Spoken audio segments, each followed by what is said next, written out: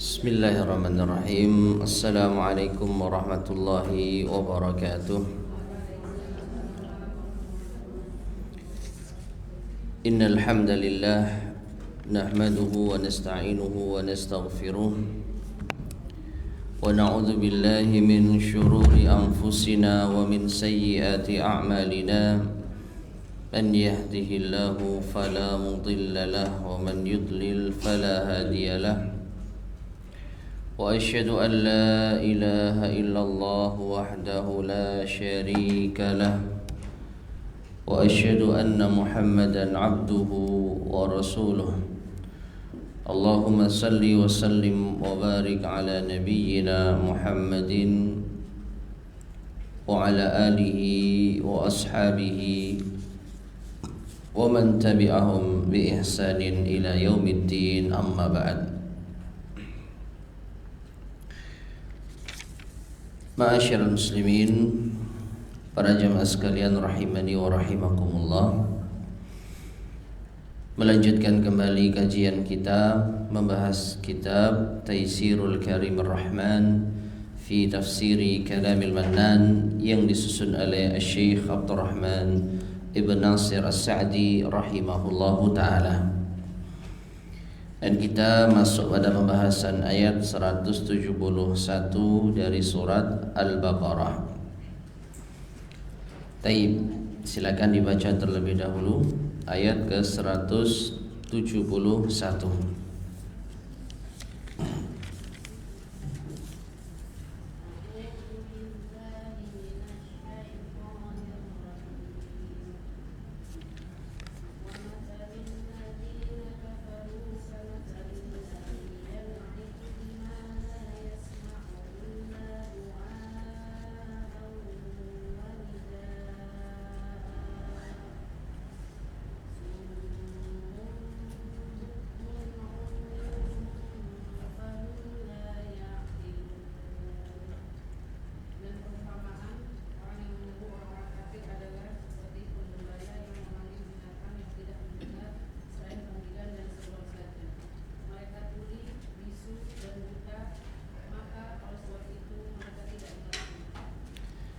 Barakallahu fiik.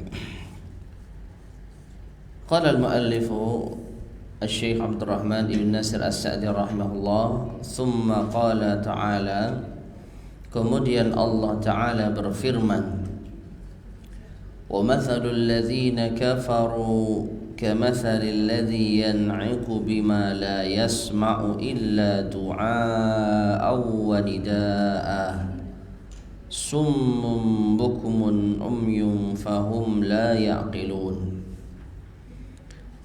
Dan perumpamaan orang-orang kafir, yaitu ketika mereka diseru, ketika mereka diajak untuk beriman kepada Allah Subhanahu wa ta'ala, kamathalil ladzi yan'iqu, itu seperti penggembala yang memanggil ternaknya, bima la yasma'u illa du'a wa nida'a, yang tidak bisa mendengar kecuali hanya seruan dan panggilan saja. Binatang ternak ketika dipanggil berbicara tidak bisa berkomentar dan yang lainnya, karena mereka adalah summum bukmun umyun, mereka tuli, bisu dan buta, fahum la ya'qilun, oleh karena itu mereka tidak bisa memahami dengan akalnya. Nah, ini adalah perumpamaan yang Allah Subhanahu wa ta'ala berikan terhadap orang-orang kafir, yang kesimpulannya mereka itu ibarat hewan ternak yang dipanggil penggembalanya, yaitu tidak bisa berkata-kata, hanya bisa menoleh saja, hanya bisa mendengar seruan dan panggilan saja. Nah, sekarang kita masuk pada penjelasan dari al-mu'allif Syekh Abdurrahman bin Nasir As-Sa'di rahimahullahu ta'ala. Qala al-muallif rahimahullah, lamma bayyana ta'ala, ketika Allah Ta'ala menjelaskan adaman qiyadihim, tidak patuhnya mereka, lima ja'at bihi rusulu, terhadap apa yang datang kepada mereka para rasul, waradduhum lidzalik, dan penolakan mereka kepada para rasul tersebut bittaqlid, dengan taklid, yaitu mengikuti tanpa dalil nenek moyang mereka. Jadi ini masih ada kaitannya dengan ayat sebelumnya. Wa idza qila lahum ittabi'u ma anzalallah qalu bal nattabi'u ma alfaina alaihi aba'ana. Dan ketika mereka disuruh untuk mengikuti apa yang Allah turunkan, maka mereka berkata, maka kami mengikuti apa yang kami dapati dari nenek moyang kami. Nah, inilah orang-orang kafir. Taklid kepada nenek moyang.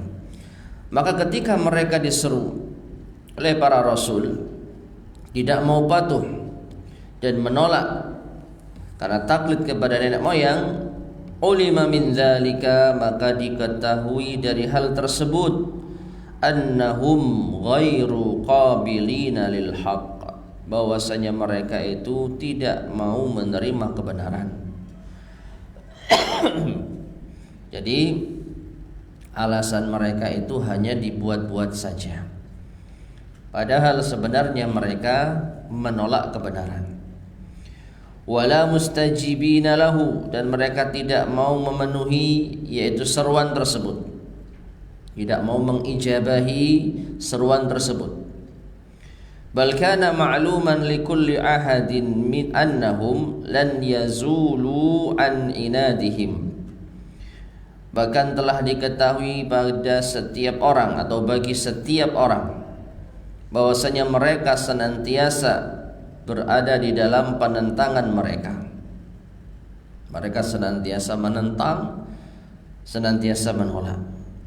Akhbara ta'ala, maka Allah Ta'ala mengabarkan, anna mathalahum, bahwasanya permisalan mereka, inda du'a'id da'i lahum ilal iman, ketika ada seorang penyeru yang menyeru mereka untuk beriman, kamatsalil bahaimi allati yan'iqu laha ra'iha, ini seperti binatang-binatang ternak yang diseru oleh penggembalanya.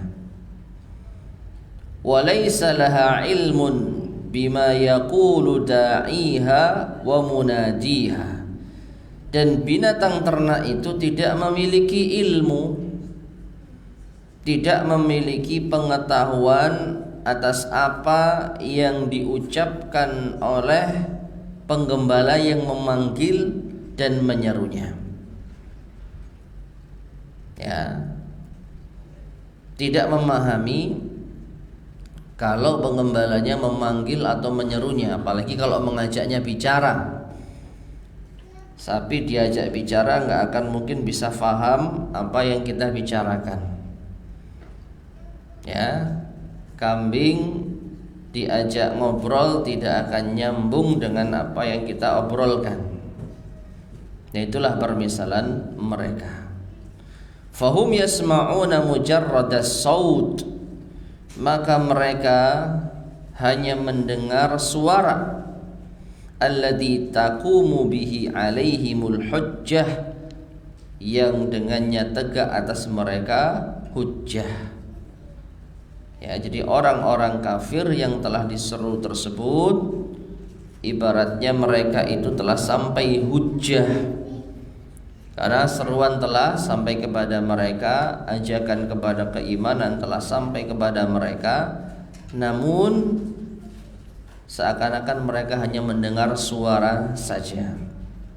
Walakinnahum la yafqahunahu fiqhan yanfa'uhum, tetapi mereka tidak memahami dengan pemahaman yang bermanfaat bagi mereka. Falihadza kanu summan, karena inilah mereka adalah orang yang tuli. La yasma'una al-haqqa, tidak mendengar kebenaran. Sima'a fahmin wa qabul, dengan pendengaran yang memahami dan menerima. Ya. Jadi hanya sekedar mendengar saja, tapi mendengarkan kebenaran, mendengarkan kebaikan yang dengannya mereka memahami dan menerima, itu tidak terjadi pada mereka. Persis dengan binatang ternak yang hanya bisa merespon seruan panggilan tapi nggak tahu apa maknanya, apa yaitu kandungannya. Umyan, dan mereka juga buta. La yanzuruna nazara i'tibarin, mereka tidak melihat dengan penglihatan untuk mengambil pelajaran. Binatang ternak kalau melihat hanya sekedar melihat, bukan untuk tadabbur, bukan untuk merenung. Ya. Binatang ternak kalau melihat hanya sekedar penglihatan, ya alami saja, bukan tadabbur, tafakkur, merenung yang dengannya bisa menjadikan hati lembut. Ya. Binatang melihat penggembalanya sedang bersedih, ya tidak mungkin ikut bersedih. Ini menunjukkan orang-orang kafir itu melihat tetapi tidak dengan penglihatan i'tibar, untuk mengambil pelajaran. Bukman, dan mereka juga apa? Bisu. Fala yantiquna bima fihi khairul lahum, maka mereka tidak berbicara pada apa yang mendatangkan kebaikan bagi mereka. Ketika mereka diseru untuk beriman, maka mereka bisu. Kalau orang yang berakal, kalau orang yang mau menerima kebenaran, maka mereka akan mengucapkan syahadat.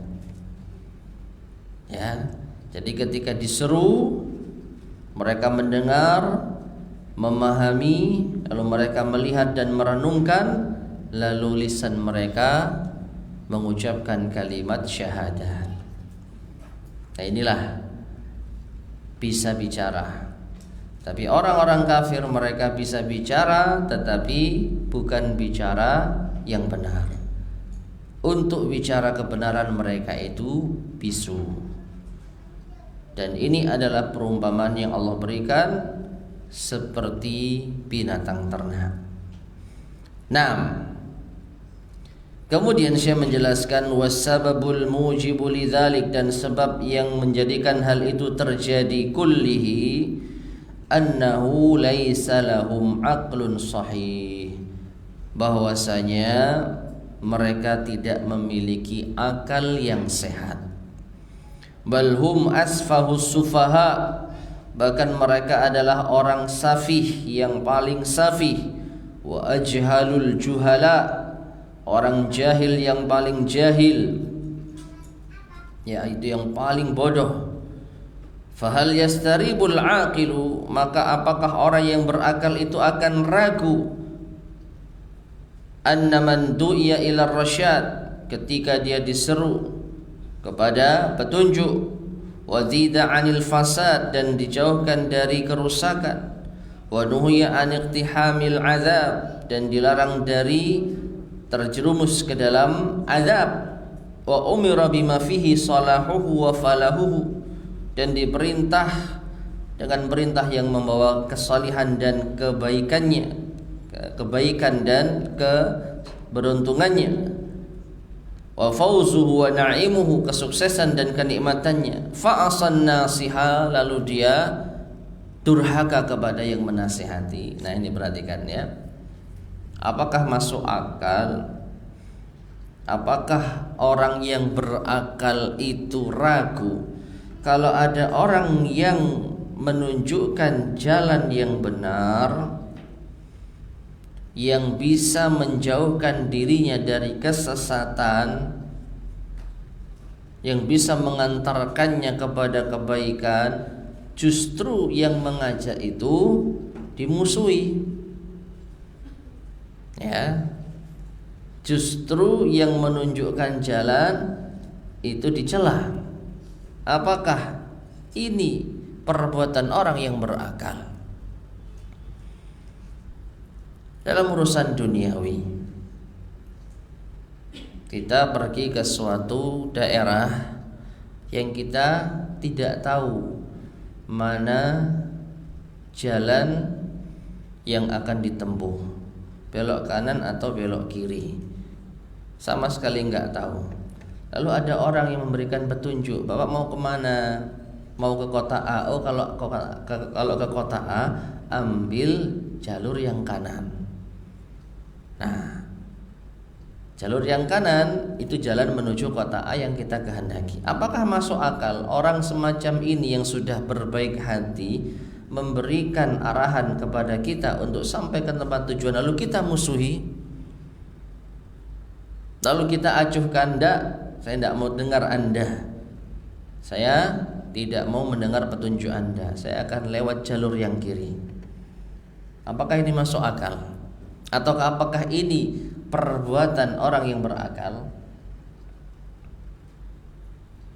Ya, jelas ini bukan perbuatan orang yang berakal. Kalaupun memiliki akal, akalnya tidak sehat. Jelas-jelas dia ingin menuju ke tempat tujuannya kota A, dan sudah diberikan arahan ini jalan menuju kota A. Justru yang memberikan petunjuk dimusuhi, dicela, bahkan dia menentang sehingga mengambil jalur yang sebelah kiri. Nah, demikianlah para rasul. Allah Subhanahu wa ta'ala mengutus kepada umatnya untuk memberi petunjuk jalan kebaikan. Dan setiap kita, tidak ada yang tidak ingin menuju kebaikan. Setiap kita ditanya, apakah Anda ingin menuju jalan kebaikan atau jalan kesesatan? Semua berharap menuju jalan kebaikan. Cuman kita kan manusia biasa, tidak tahu jalan. Kita buta petunjuk. Disitulah Allah mengutus para rasul. Dan para rasul telah mampu membuktikan dengan seyakin-yakinnya bahwa mereka adalah utusan Allah Subhanahu wa ta'ala. Kembali kepada orang tadi yang telah menunjukkan jalan kepada kita menuju kota A yang kita ingin, yaitu sampai ke sana. Mungkin kita ragu, orang ini tiba-tiba ngasih tahu kita, tahu jalan benar nggak nih?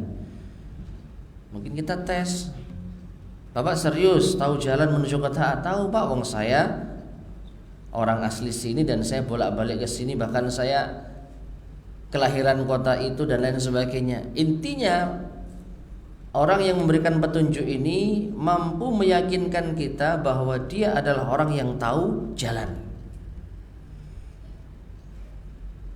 Ya, bukan orang gila yang tiba-tiba ngasih tahu petunjuk boleh kita dustakan, boleh nggak kita percaya. Tapi kalau orang ini orang yang jujur dan orang yang memang mengetahui jalannya, orang yang punya petunjuk menuju jalan tersebut, lalu kita tolak, maka ini nggak masuk akal.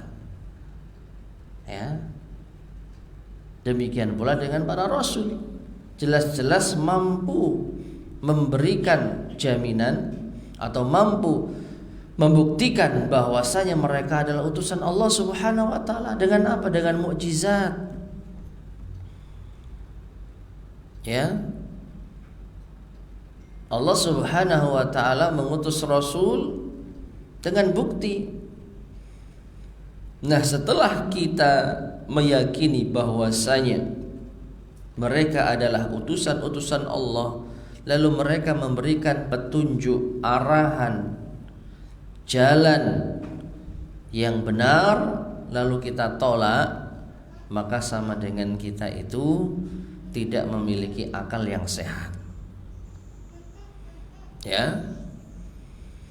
Nah, ini silahkan kita berlakukan dalam masalah-masalah duniawi. Orang yang ahli, orang yang tahu caranya, kemudian mau memberikan arahan kepada kita lalu kita tolak, ya kita ini gila.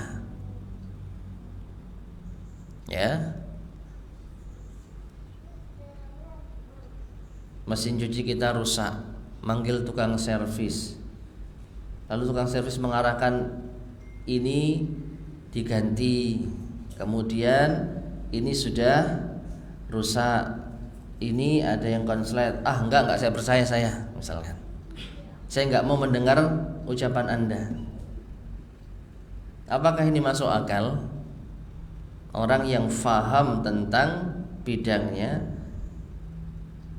lalu kita butuh untuk memberikan solusi atau kita butuh solusi untuk mengatasi masalah kita, ditunjukkan kita jalannya, caranya, lalu kita tolak, maka ini perbuatan orang yang tidak berakal. Itu dalam urusan dunia yang sepele. Lalu bagaimana dengan urusan akhirat yang nanti kita akan berada di sana kekal, imma fil jannah wa imma fin nar. Ya. Maka petunjuk dari Rasul yang telah sampai kepada kita lalu kita menolaknya, maka ini sama dengan binatang ternak, tidak bisa memahami ucapan dari para rasul tersebut. Nah, maka orang yang telah memberikan petunjuk tadi kemudian didurhakai, wa tawalla an amri rabbih, dan berpaling dari perintah Tuhannya, waqtahaman nara 'alal basirah, justru memilih neraka daripada petunjuk, wattaba'al batila, dan mengikuti kebatilan, wa nabadzal haqqa, dan menolak kebenaran, anna hadza laisa lahu miskatun min aqlin, maka orang semacam ini sama sekali tidak memiliki pegangan dengan akalnya. Kalaupun punya akal, akalnya tidak sehat. Akalnya tidak sehat. Wa annahu law ittasafa bil makri wal khadi'ati wad daha fa innahu min asfahi sufaha. Dan bahwasanya ia seandainya disifati dengan makar, tipu daya dan penipuan, maka ia adalah orang safi, yang paling safi. Safi itu lebih rendah daripada jahil. Safi lebih rendah daripada jahil. Kalau jahil itu orang yang bodoh, kalau safi itu orang yang dungu atau pandir. Nah, ma'asyar muslimin rahimani wa rahimakumullah, seperti itulah orang yang membutuhkan petunjuk, jalan yang benar. Kemudian setelah ditunjukkan jalan yang benar, justru ia mendurhakai yang memberi petunjuk kepadanya. Justru ia memusuhi yang telah memberikan petunjuk kepadanya, sehingga dia memilih jalannya sendiri, padahal dia sama sekali tidak tahu jalan yang benar. Nah, mereka ini seperti binatang ternak. Ya. Nah, inilah kondisi orang-orang kafir yang kita sebagai seorang mukmin harus mengambil pelajaran darinya. Jangan sampai kita menolak kebenaran dari Allah Subhanahu wa taala melalui para rasulnya. Karena kalau kita menolak kebenaran setelah kita mendapatkannya, setelah kita atau setelah sampai kebenaran itu kepada kita, maka sama dengan kita seperti binatang ternak. Ya.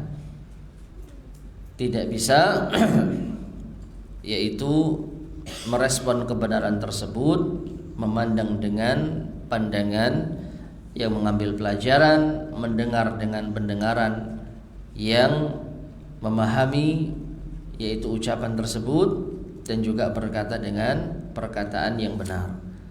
Kita hanya bisa melihat, mendengar, dan mengucapkan, tetapi di atas kesesatan.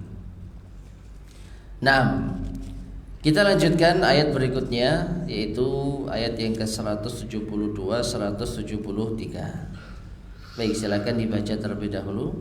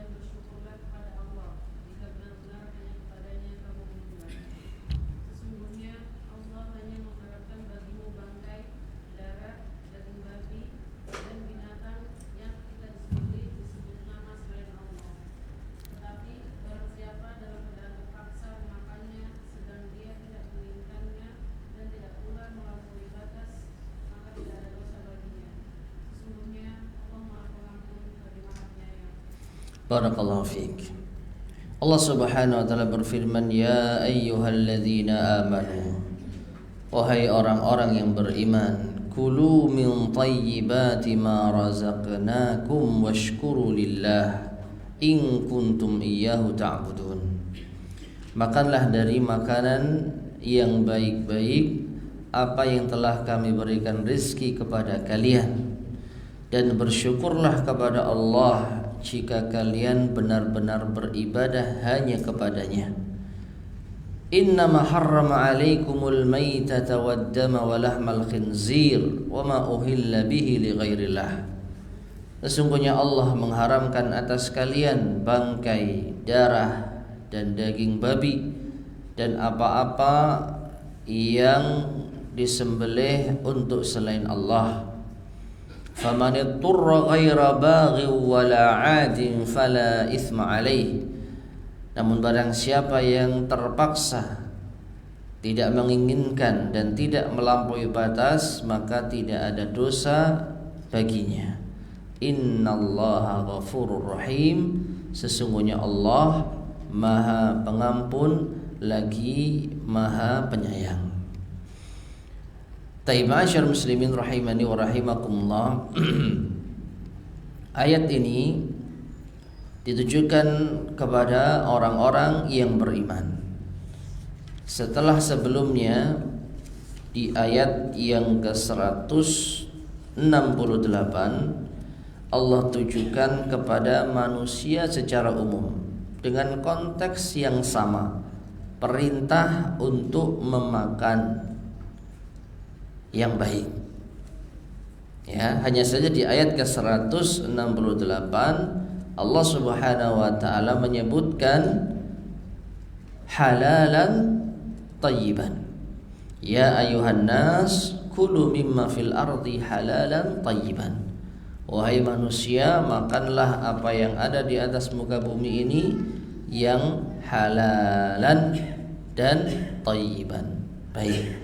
Sedangkan di ayat ke-172 Allah berfirman, ya ayyuhalladzina amanu kulu min thayyibati ma razaqnakum. Wahai orang-orang yang beriman, makanlah dari yang baik-baik apa yang telah kami berikan rezeki kepada kalian. Di ayat ini tidak disebutkan apanya? Halal. Nah, ada apa ini? Atau apa hikmahnya? Insyaallah akan dibahas oleh al-mu'allif rahimahullahu ta'ala. Nah, kemudian juga Allah mengharamkan beberapa, yaitu makanan-makanan yang dilarang. Di antaranya bangkai, darah, daging babi, dan segala sesuatu yang disembelih untuk selain Allah. Lalu Allah juga mengecualikan, ada beberapa hal yang dikecualikan, boleh memakan itu semua, yaitu ketika terpaksa. Taib, kita baca penjelasan dari al-mu'allif rahimahullahu ta'ala. Hada amrun lil mu'minina khasatan. Ini adalah perintah kepada orang-orang yang beriman secara khusus, ba'dal amril 'ami, setelah perintah umum kepada manusia.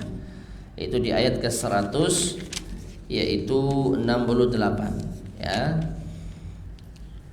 Wadzalika, yang demikian itu, annahum humul muntafi'una 'alal haqiqati bil awamiri wan nawahi.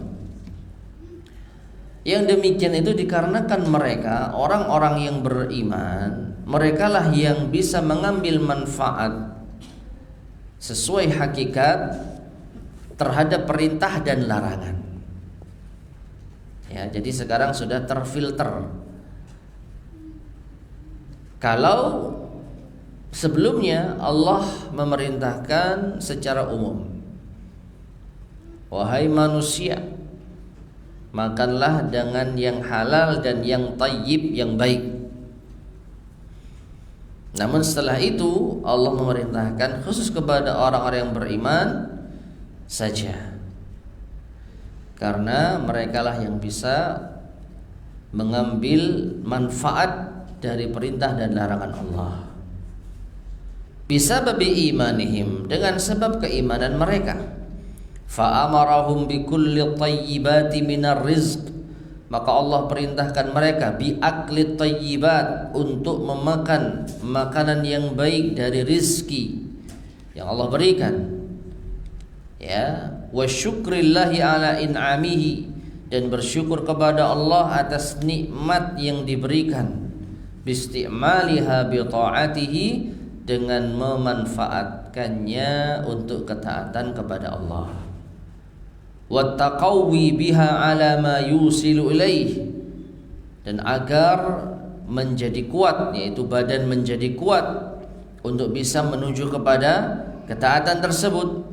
Fa'amarahum bima amara bihil mursalin, maka Allah perintahkan mereka sebagaimana Allah perintahkan para rasul di dalam firman-Nya, ya ayyuhar rusul kulu minat thayyibati wa'malu salihah. Wahai para rasul, makanlah dari makanan yang baik dan beramal salehlah.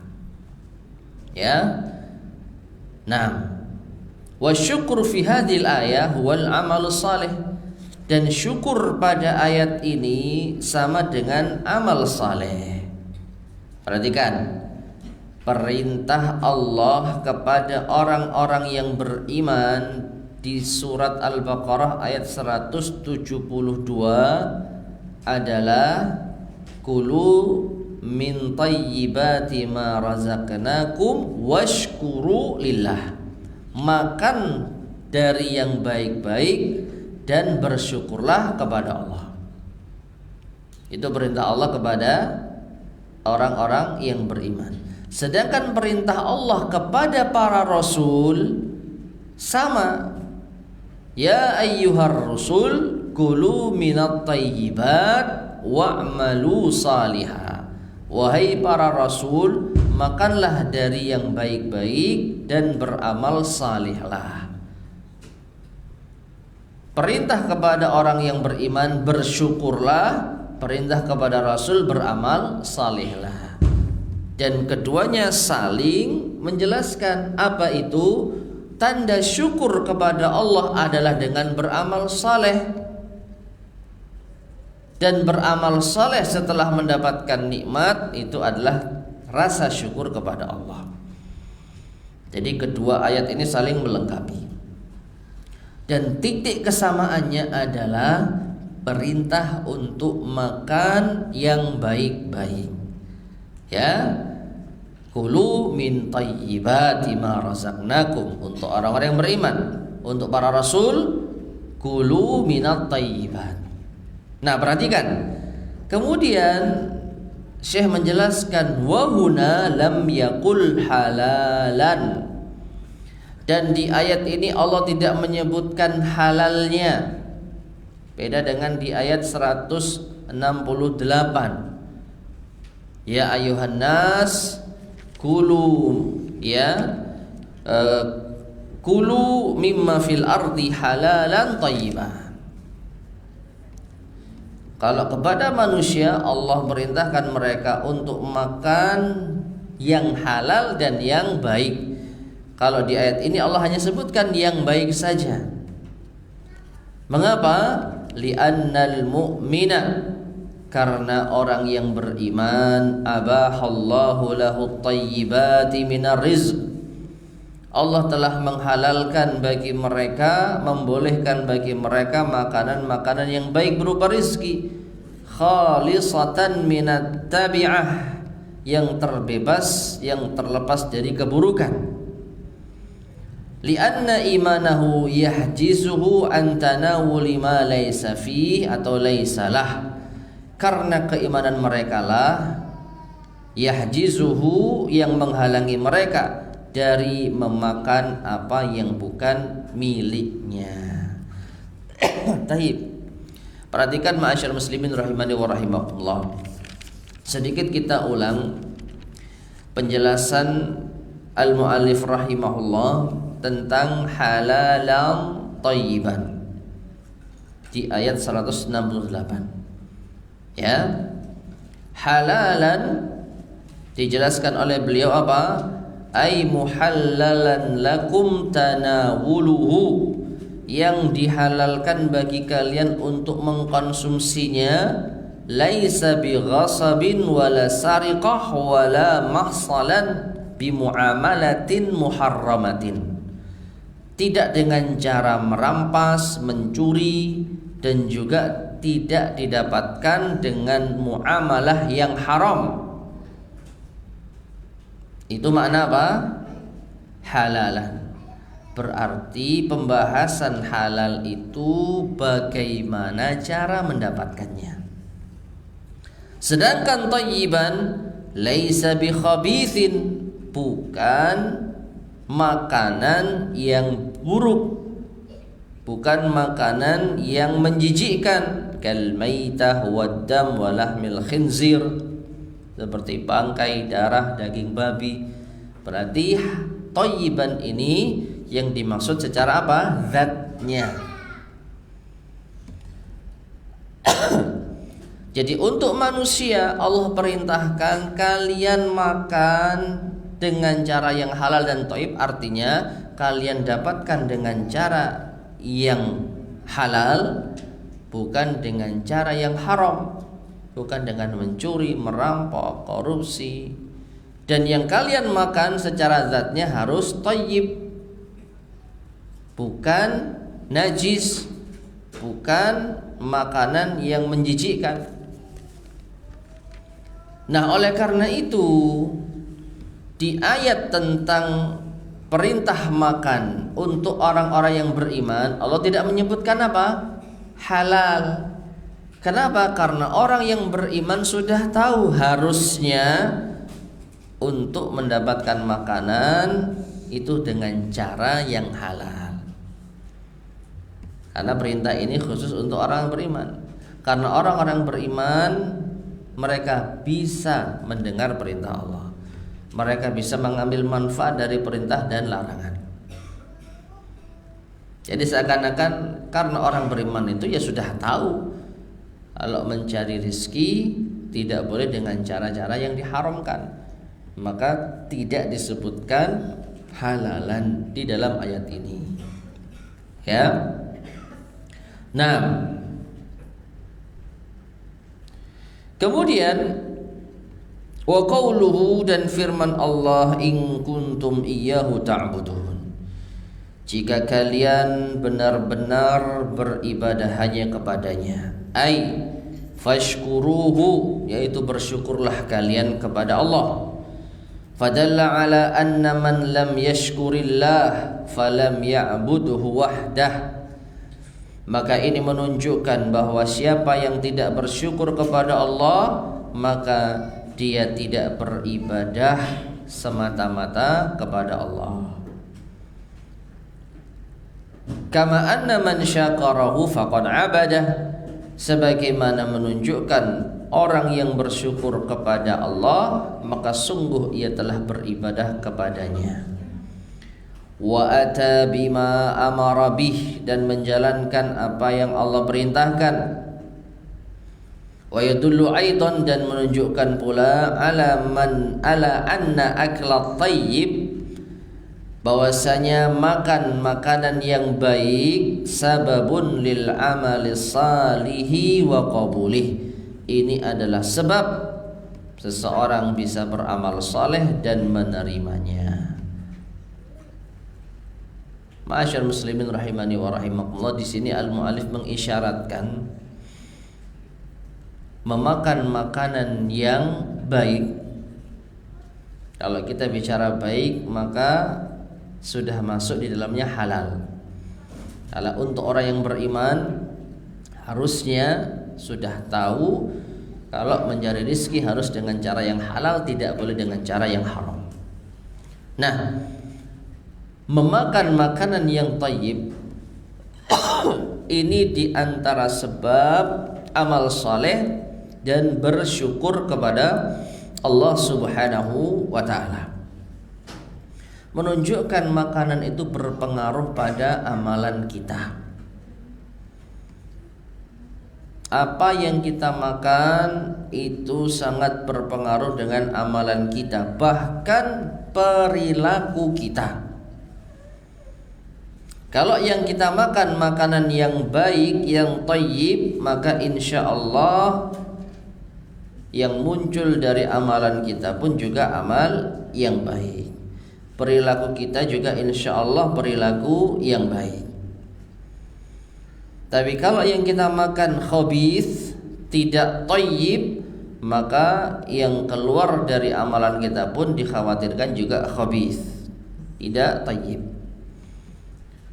Oleh karena itu, di antara hikmah diharamkannya babi bagi umat Islam, karena dikhawatirkan tabiat atau perilaku babi itu menular pada manusia. Disebutkan oleh para ulama, babi itu memiliki sifat rakus, sifat yang tidak memiliki rasa cemburu, sehingga orang yang memakan babi maka sedikit banyak akan terpengaruh dengan perangai-perangai babi, rakus dan tidak memiliki sifat pencemburu. Ini diantara hikmahnya. Terlepas dari hikmah yang ada, maka Allah haramkan babi bagi umat Islam, kita harus mentaatinya. Namun setidaknya apa yang disampaikan oleh al-muallif rahimahullah ini juga disebutkan oleh para ulama yang lain. Jadi makanan yang baik itu akan berpengaruh pada amal saleh, ya. Nah, wal amru bisyukri aqiban ni'am, dan perintah untuk bersyukur setelah mendapatkan nikmat, li'anna syukra yahfadun ni'amal mawjudah, karena rasa syukur itu akan menjaga nikmat yang ada. Wa yajlibun ni'amal mafqudah, dan akan memunculkan nikmat-nikmat yang sebelumnya tidak ada. Jadi Allah perintahkan kita bersyukur setelah kita mendapatkan nikmat apa? Ya tadi bisa makan makanan yang baik. Lalu kita bersyukur kepada Allah. Dengan rasa syukur itu, maka nikmat yang ada akan terjaga dan akan muncul nikmat-nikmat yang belum kita dapatkan. Kama annal kufra, sebagaimana kufur, lawan dari syukur adalah kufur, mengingkari. Yunaffiru ni'amal mafqudah, itu akan menjauhkan nikmat yang belum ada. Ya. Nikmat yang belum tercapai itu akan jauh dengan kekufuran kita. Wa yuzilun ni'amal mawjudah, dan akan menghilangkan nikmat yang sudah ada. Nah, ini dampak dari apa? Kufur terhadap nikmat. Yang belum kita capai akan semakin menjauh, yang telah kita capai akan hilang. Itu kalau kita kufur. Tapi kalau kita bersyukur, yang ada akan tetap ada. Dan yang belum kita capai insya Allah akan didekatkan oleh Allah Subhanahu wa ta'ala.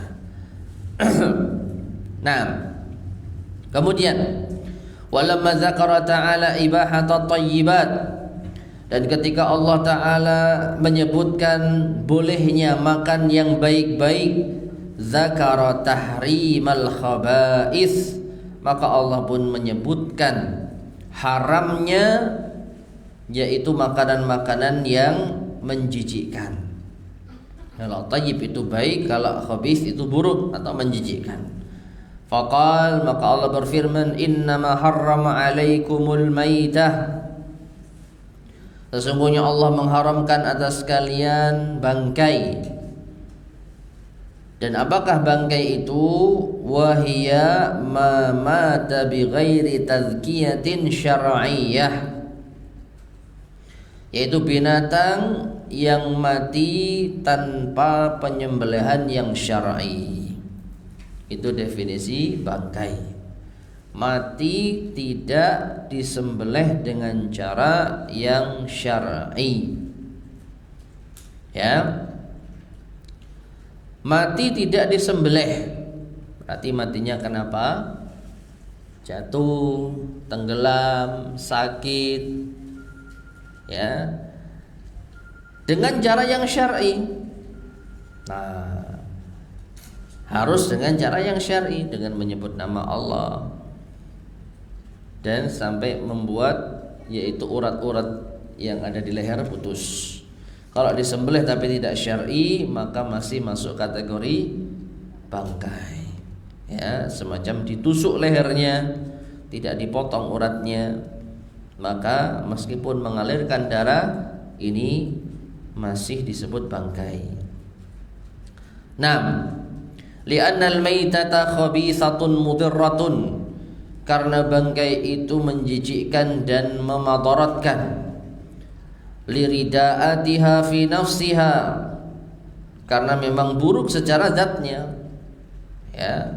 Wali annal aghlaba, dan pada umumnya, antakuna an maradin, bangkai itu karena sakit, karena penyakit.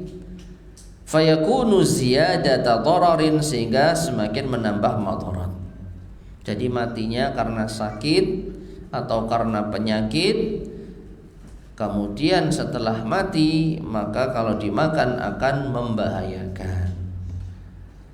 Wastathna syari'u min hadzal umum, tetapi syariat kita, yaitu pembuat syariat kita, Allah Subhanahu wa ta'ala, mengecualikan dari keumuman ini maitatal jaradi wasamakal bahri, yaitu bangkai maitatal jaradi wasamakil bahri, bangkai belalang dan ikan yang hidup di air. Ya, fa innahu halalun thayyibun, maka sesungguhnya dua binatang ini atau dua bangkai ini halal dan thayyib. Nah, jadi secara istilah ikan itu bangkai. Secara istilah ya, karena tidak disembelih dengan cara yang syar'i. Ya. Tetapi bangkai yang halal berdasarkan dalil dari Rasulullah sallallahu alaihi wasallam. Dihalalkan bagi umat Islam 2 darah dan 2 bangkai. 2 bangkai yang dimaksud adalah as-samaku wal jarad, ikan dan belalang, dan masuk pula hewan-hewan yang hidup di air. Ya, berdasarkan hadis yang lain, ketika Nabi SAW ditanya tentang laut, huwa tahuru ma'uhu al-hillu maitatuhu, air itu suci dan mensucikan, airnya halal bangkainya. Taib. Waddama, kemudian setelah bangkai Allah juga mengharamkan dam, yaitu darah, ay al-masfuh, yang mengalir. Kama quyida fil ayatil ukhra, sebagaimana diikat dengan ayat yang lainnya, pada ayat yang lain, yaitu daman masfuhan, darah yang mengalir. Dan ini pun juga apa? Ada pengecualian darah yang halal, al-kabidu wattihal. Dalam hadis yang tadi kita singgung, dihalalkan bagi kalian 2 darah, al-kabid wattihal. Apa itu? Hati dan limpa. Hati dan limpa itu darah, tetapi bukan darah yang mengalir, maka dihalalkan. Adapun darah yang mengalir dari hewan yang disembelih, maka itu haram. Ya, maka itu haram. Kemudian wa ma uhilla bihi li ghairillah, dan apa-apa yang disembelih untuk selain Allah. Ai dzubiha li ghairillah. Uhilla bihi itu maknanya dzubiha li ghairillah, disembelih untuk selain Allah. Kalladzi yuzbahu lil asnami wal awthan, seperti hewan yang disembelih untuk patung dan berhala, minal ahjari wal quburi wa nahwiha, baik berupa batu maupun kuburan dan yang semisalnya.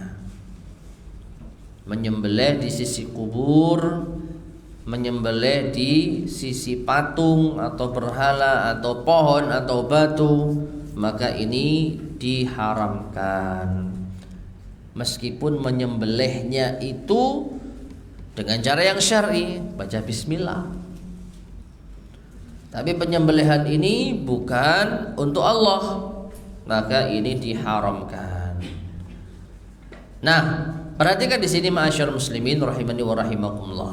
Wa hadzal mazkur, dan yang disebutkan di ayat ini, ghairu hasirin lil muharramat, itu bukanlah pembatasan terhadap hal-hal yang diharamkan.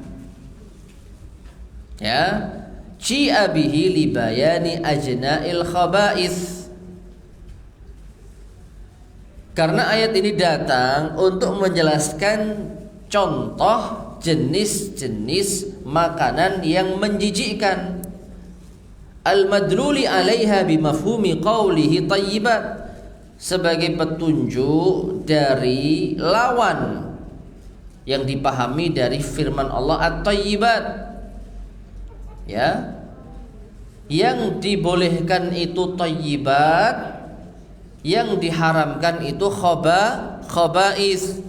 Dan contoh-contoh khaba'is itu ini. Ya. Fa umumul muharramat, maka keharaman-keharaman secara umum tustafadu minal ayati sabiqah, itu diambil faedah dari ayat sebelumnya, min qawlihi halalan thayyiba, dari firman Allah halalan thayyiba, kama taqaddam, sebagaimana yang telah berlalu. Taib, ma'asyar muslimin rahimani wa rahimakumullah, ada sedikit pembahasan yang cukup dalam artian itu cukup pelik ya, tentang ayat ini. Dan tadi di terjemahan saya mendengar diterjemahkan dengan sesungguhnya hanyalah. Coba diulang lagi tentang yang diharamkan. Berarti ayat yang ke-173. Silakan. 6. Sesungguhnya Allah hanya mengharamkan. Apa yang kita pahami dari kata hanya? Pembatasan. Berarti selain itu seakan-akan apa? Halal. Allah hanya mengharamkan ini kok. Berarti selain ini halal. Maka saya menjelaskan apa yang disebutkan di dalam ayat ini, bangkai, darah, daging babi, hewan yang disembelih untuk selain Allah, itu bukan pembatasan makanan-makanan yang diharamkan. Ya. Kenapa sampai ada ungkapan demikian? Karena memang ada yang berdalil dengan ayat ini dimaknai dengan pembatasan. Dan di antaranya terjemahan kita ini ada kecondongan ke sana. Sesungguhnya Allah hanya mengharamkan. Memang berangkat dari satu kaidah yang sering dipakai oleh para ulama, dan itu kaidah yang benar. Apa? Kata innama. Perhatikan di dalam ayat, innama harrama alaikumul maitah.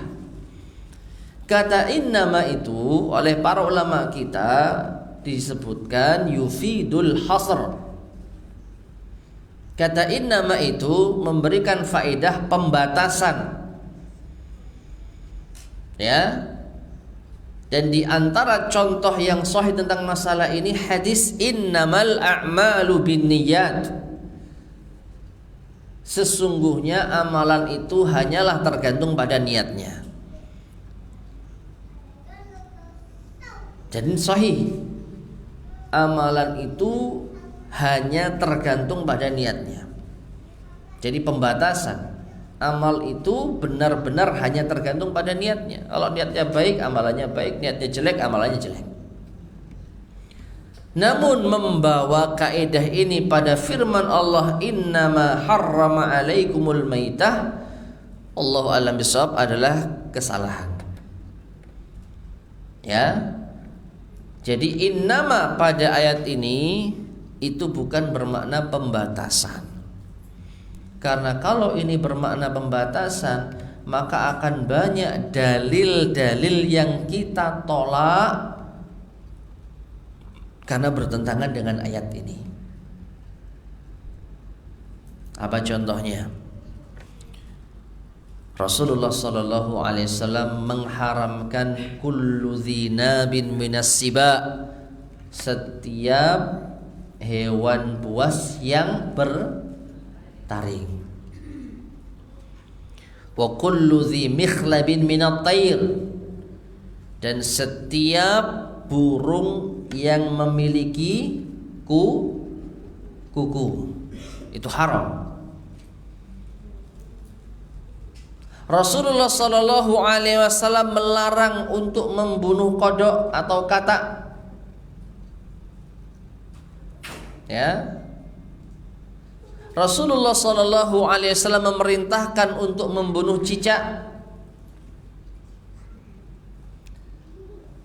Rasulullah sallallahu alaihi wasallam memerintahkan untuk membunuh ular hitam. Bahkan pas sholat kita diperintahkan untuk membunuh karena itu syaitan. Nah sekarang apakah hewan-hewan tersebut halal?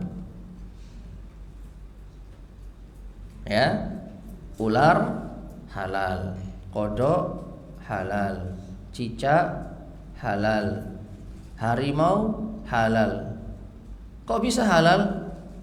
Karena yang diharamkan hanya ini saja. Kan bangkai haram, innama hanya bangkai, hanya darah, hanya daging babi, hanya sesuatu yang disembelih untuk selain Allah. Selainnya halal. Lalu bagaimana dengan dalil-dalil yang tadi kita sebutkan? Ya, yang sahih. Larangannya dari Nabi SAW sahih. Demikianlah kaidah, setiap hewan yang dibunuh itu berarti haram dimakan. Setiap hewan yang dilarang untuk dibunuh juga haram dimakan. Yang dilarang untuk dibunuh kodok, yang diperintahkan untuk dibunuh ular, cicak.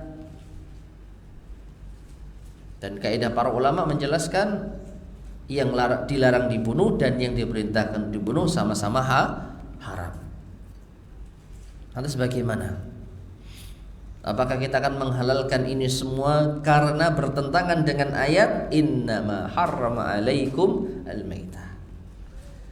Maka yang sahih, kalimat innama pada ayat ini tidak menunjukkan pembatasan, namun hanya penjelasan contoh-contoh al-muharramat. Contoh-contoh khaba'is itu apa saja sih? Nah ini ya, yang dilarangkan oleh Allah Subhanahu wa taala dan Rasulnya kadangkala bukan khaba'is. Kadangkala bukan khaba'is. Ya, tetapi memang Allah Subhanahu wa taala dan Rasulnya mengharamkannya. Nah, jadi daging babi, darah, bangkai, kemudian yang disembelih untuk selain Allah itu diantara contoh al-muharramat. Jadi sekali lagi bukan pembatasan. Nah, kemudian wa innama harrama alaina hadhil khaba'itha, dan sesungguhnya Allah mengharamkan kepada kita makanan-makanan yang menjijikkan ini, wa nahwaha, dan semisalnya, lutfan bina, sebagai bentuk kelembutan Allah kepada kita, wa tanzihan anil mudhir, dan karena Allah ingin mensucikan kita, membersihkan kita dari hal yang memadaratkan. Wa ma hadza, namun bersamaan dengan itu, famanitturra, maka barang siapa yang terpaksa, ai ulji'a ilal muharrami biju'in wa adamin au ikrah. Dan yang namanya terpaksa itu apabila dia dihadapkan pada perkara yang haram karena kelaparan atau tidak memiliki apa-apa atau karena dipaksa, atau dalam istilah syariat disebut dengan kondisi darurat, yang kalau kita tidak makan akan mengancam nyawa kita. Kalau kita nggak makan kita bisa mati. Itu kondisi darurat. Namun ghaira baghin, kondisi darurat ini harus bukan karena baghin, ai ghaira talibin lil muharram, bukan kita yang menginginkan makan haram tersebut, ma'a qudratihi alal halal, padahal kita mampu untuk memakan yang halal, au ma'a adami ju'ihi, atau bukan karena kondisi kelaparan. Ya, perhatikan masyarakat muslimin rahimani wa rahimakumullah. Bisa jadi ada orang yang ingin memakan yang haram dengan cara menjerumuskan dirinya dalam kondisi darurat. Bagaimana itu? Sengaja tersesat supaya saya bisa makan bangkai, saya tak tersesat Maka ini namanya baghin. Dia menghendaki makan yang haram meskipun dia dalam kondisi darurat. Famaniturra, barang siapa yang terpaksa, tapi harus apa? Ghaira baghin, bukan karena menginginkannya. Berarti kalau dia dalam kondisi terpaksa tapi karena menginginkannya, tidak masuk ayat ini, alias menjadi haram, menjadikan dirinya terpaksa. Dan ini beda kalau memang dia tidak menghendaki untuk tersesat, Dia tidak menghendaki untuk kelaparan, tapi kondisinya memang demikian. Mau tidak mau yang ada di hadapannya bangkai. Nah, ini baru apa? Darurat yang diperbolehkan. Wala adin, dan juga tidak ad, yaitu melampaui batas. Ai mutajawizul had, yaitu melampaui batasan fi tanawuli ma ubiha lahu tiraran, untuk mengkonsumsi apa yang dibolehkan baginya dalam kondisi darurat. Bagaimana itu? Memakan makanan yang diharamkan sampai kenyang, padahal 1-2 suap sudah cukup untuk menegakkan punggungnya dan melanjutkan perjalanan, tapi dia makan sampai kenyang. Ini namanya adin. Ya. Makanya para ulama kita mengambil faedah dari ayat ini tentang kondisi darurat itu, dirumuskan satu kaidah, ad-daruratu tuqaddaru biqadariha. Keadaan darurat itu dibolehkan sesuai dengan kadarnya. Yang didahului oleh kaidah ad-daruratu tubihul mahzurat. Ad-darurat tubihul mahzurat, itu kaidah asalnya. Kondisi darurat membolehkan sesuatu yang dilarang. Sesuatu yang dilarang apa? Bangkai. Tapi karena kondisi darurat kelaparan, kalau nggak makan mati, sedangkan di hadapannya hanya ada bangkai, maka boleh. Tetapi kondisi darurat ini tuqaddaru biqadariha, dibolehkan sesuai dengan kadarnya. Kalau memakan bangkai 1-2 suap sudah cukup untuk menegakkan punggung kita, maka suapan yang ketiga haram. 2 masih lemas, 3 masih halal. Sudah kuat? Belum. 4 sudah cukup, maka yang kelima haram. Ya. Nah, ini makna adin. Boleh memakan makanan yang diharamkan dalam kondisi darurat, tapi tidak baghin dan juga tidak adin. Baghin tidak mengharap, tidak menginginkannya, ya, ada niat tersembunyi untuk menginginkannya. Wala adin, dan juga tidak melampaui batas. Fala isma alaih ay junaha alaih, maka tidak ada dosa baginya. Ya. Taib. Faman itturra wa huwa ghairu qadir 'alal halal, maka barang siapa yang terpaksa dan dia tidak mampu memakan yang halal karena enggak ada, wa akala biqadri darurah, dan dia memakan sesuai dengan kadar daruratnya, fala yazidu 'alaiha, maka tidak boleh lebih dari itu.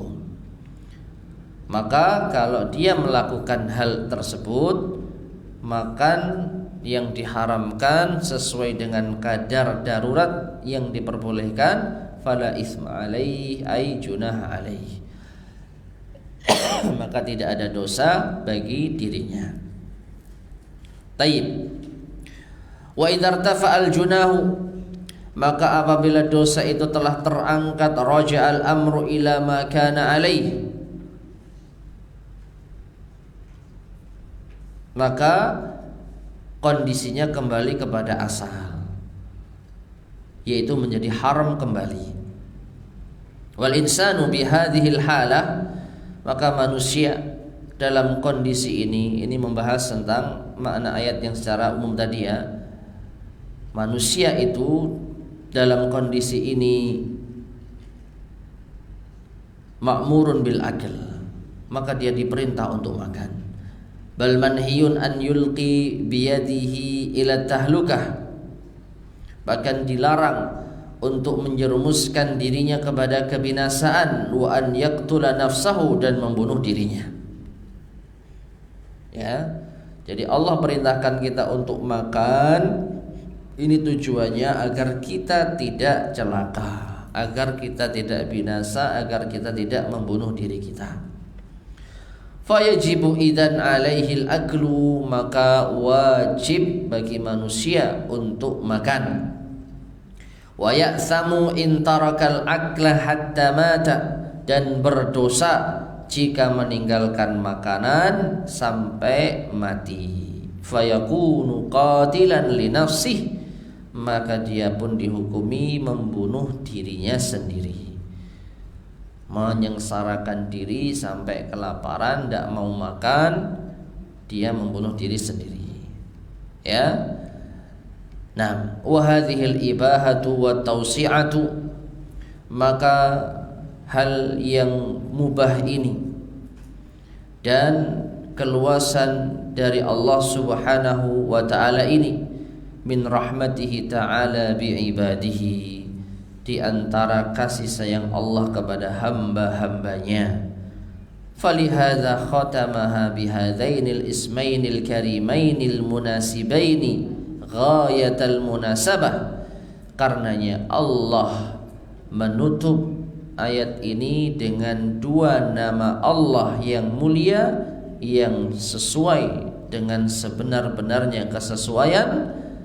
Faqal, Allah berfirman, innallaha ghafurur rahim, sesungguhnya Allah Maha Pengampun lagi Maha Penyayang. Nah, Allah tahu dalam kondisi darurat kita terpaksa memakan yang haram, Allah tahu, dan Allah mengampuninya.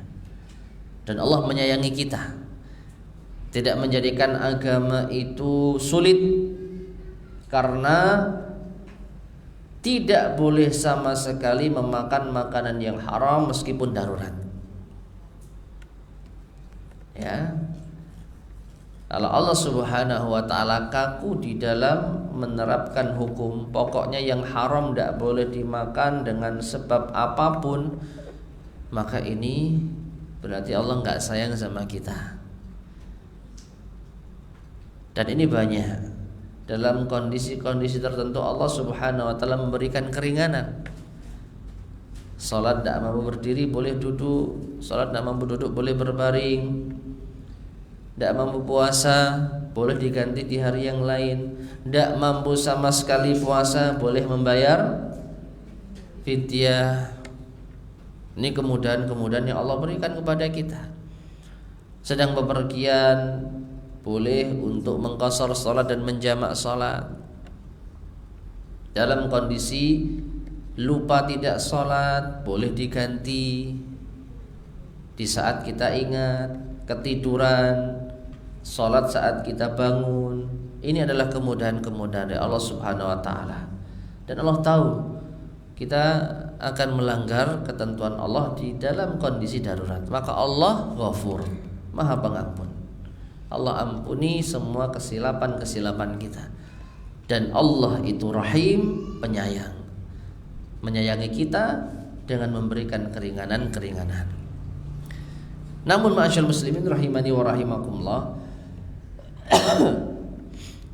ada sedikit pembahasan tentang masalah darurat itu ya. Selain masalah darurat itu harus kita sesuai dengan kadarnya, ya, maka kita juga harus melihat mafsadahnya. Apa itu?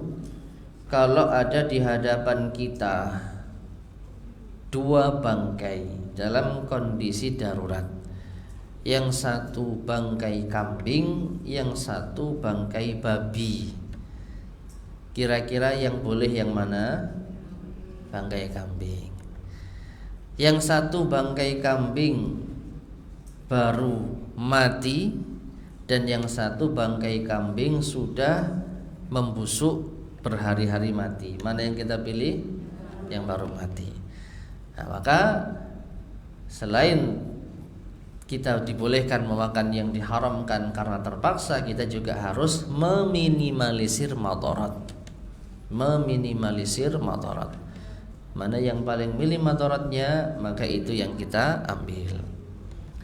Nah, kemudian Syekh menutup pembahasan di ayat 173 ini dengan mengatakan, walamma kana al-hillu masyrutan bihadzaini syartaini, maka ketika sesuatu yang halal itu disyaratkan dengan dua syarat ini, wa kana al-insanu fi hadhil halah, maka terkadang manusia dalam kondisi ini rubbama la yastaqsi tamamal istiqsa, tidak mengerahkan upaya dengan sebenar-benarnya fi tahqiqiha untuk mewujudkannya. Akhbara ta'ala annahu ghafur, Allah mengabarkan bahwasanya Allah itu Maha Pengampun. Ya, kadangkala manusia itu kurang upayanya, kurang usahanya, sehingga terjerumus ke dalam hal yang dilarang. Maka di sini Allah itu pengampun. Fayaghfiru lahu ma akhta'a fihi min fi hadhil hal, maka Allah mengampuni kesalahan manusia dalam kondisi ini, khususan waqad ghalabathu darurah, secara khusus ketika ia ditimpa hal yang darurat, kondisi yang darurat. Wa adhabat hawasahul masyaqqata, dan menghilangkan perasaan-perasaannya. Ya, kalau sudah dalam kondisi darurat, hilang segala macam perasaannya. Wa fi hadhil ayati, dan di dalam ayat ini dalilun, merupakan dalil alal qaidatil masyhurah, pada kaidah yang masyhur, ad-daruratu tubihul mahzurat. Kondisi darurat itu membolehkan hal yang dilarang. Ya, dilarang makan makanan yang diharamkan, tapi dalam kondisi darurat maka boleh. Namun ma'asyar muslimin rahimani wa rahimakumullah, tidak sembarangan kita boleh mengklaim kondisi darurat. Ya, kalau kita mengacu pada penjelasan al-muallif ketika menjelaskan famanit turra, barang siapa yang terpaksa kondisi darurat, disebutkan di sini ulji'a ilal muharrami biju'in wa adamin au ikrah, karena memang kondisi kelaparan, tidak punya apa-apa yang halal dan dipaksa atau dipaksa. Nah, ini baru kondisi darurat. Ya. Tapi kalau kita masih bisa menahan lapar, kalau kita masih ada solusi yang halal, atau kalau kita dalam kondisi tidak dipaksa, maka kaidah ini tidak berlaku. Jadi darurat itu benar-benar harus apa? Ada ancaman nyata terhadap nyawa kita. Demikian pula ikrah yang disebutkan oleh penulis di sini, atau dia dipaksa. Nah, ini dipaksa ini kadangkala menjadi ungkapan yang terlalu sering kita bermudah-mudahan. Nah, saya dipaksa, terpaksa. Ya. Maka pembahasan terpaksa ini ma'asyarul muslimin rahimani wa rahimakumullah sangat ketat di dalam syariat kita, yang kesimpulannya benar-benar mengancam nyawa. Kalau kita tidak memakan, kalau tidak melakukan apa yang diinginkan, maka nyawa kita terancam. Itu baru terpaksa.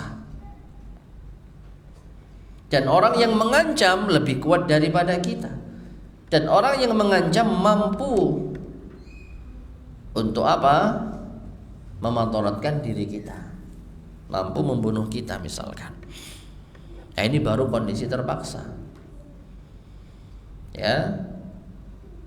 Dan contoh yang nyata dalam hal ini adalah kisah para sahabat yang dipaksa untuk mengucapkan kalimat kufur. Karena apa? Benar-benar di bawah siksaan. Maka Allah mengampuninya. Illa man ukriha wa qalbuhu mutmainnun bil iman. Mengucapkan kalimat kufur itu secara asal haram, dilarang. Illa man ukriha, kecuali orang yang dipaksa, wa qalbuhu mutmainnun bil iman, namun hatinya tetap tenang di atas keimanan. Jadi apa? Terpaksa itu kaitannya dengan ancaman terhadap nyawa. Maka kalau benar-benar kondisi darurat, boleh hal yang dilarang, membolehkan hal-hal yang dilarang. Fa kullu mahdhurin itturra ilaihil insan, maka setiap hal yang dilarang namun terpaksa manusia melakukannya, faqad abahahu lahul malikur rahman, maka sungguh Allah subhanahu wa ta'ala al-malik, raja ar-rahman yang maha penyayang, membolehkannya. Falahul hamdu wa syukru awalan wa akhiran wa zahiran wa batinan, maka segala puji hanya milik Allah, rasa syukur juga terhadap Allah di awal dan di akhir, yang nampak maupun yang tersembunyi. Dan inilah makna dari firman Allah Rahim. Allah itu Rahim, penyayang terhadap kita. Dalam kondisi darurat Allah sayang kita, sehingga kita boleh melakukan perkara yang dilarang tadi. Wallahu ta'ala alam bissawab. Taib ma'asyar muslimin rahimani wa rahimakumullah. Selesailah pembahasan ayat yang ke-172, 173 dari surat Al-Baqarah. Insyaallah akan kita lanjutkan pada kesempatan berikutnya biidznillah subhanahu wa ta'ala, yaitu ayat yang ke-174 sampai 176. Wallahu ta'ala a'lam bissawab. Baik ma'asyar muslimin rahimani wa rahimakumullah, sampai sini kajian kita di pagi hari ini. Sebelum kita akhiri, barangkali ada yang disampaikan, tafadhal, silakan.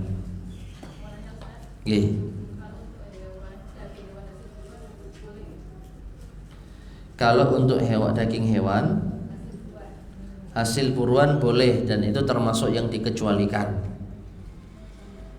Ya, termasuk hal yang dikecualikan. Ada syaratnya ketika melepas hewan buruan dengan membaca bismillah. Tidak boleh. Ya, ada syaratnya ketika melepas hewan buruan membaca bismillah. Demikian pula ketika kita berburu dengan panah, ya, maka ketika kita berburu kita mengucapkan bismillah. Nah,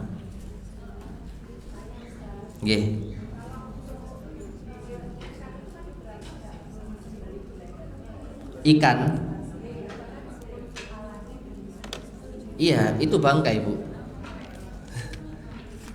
Ikan itu matinya kadangkala di freezer, ya. Nelayan dapat ikan, ditaruh di boxnya, sampai darat sudah mati. Bangkai bukan itu? Bangkai, tapi bangkai yang dibolehkan, bangkai yang dihalalkan. Ya. Jadi ikan tidak harus disembelih. Ya, ikan tidak harus disembelih karena memang dia bukan hewan sembelihan. Jadi tidak mengapa memakan ikan yang mati tidak dipotong bagian kepalanya. Wallahu a'lam bishawab. Nggih. Iya.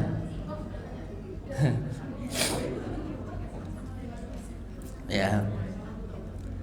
Masih mending dipukul, Bu, langsung mati. Dimasukkan ke dalam box, dibiarkan dia mati perlahan-lahan, ya. Ya, jadi itu bangkai, namun bangkai yang dihalalkan. Bangkai yang dihalalkan. Wallahu a'lam bishawab.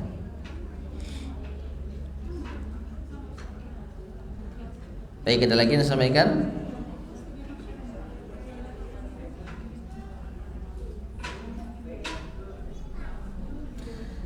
Nah, jika tidak ada, kita cukupkan sekian. Semoga bermanfaat. Kurang lebihnya saya mohon maaf. Kita akhiri. Subhanakallahumma bihamdika asyhadu an la ilaha illa anta astaghfiruka wa atubu ilaik.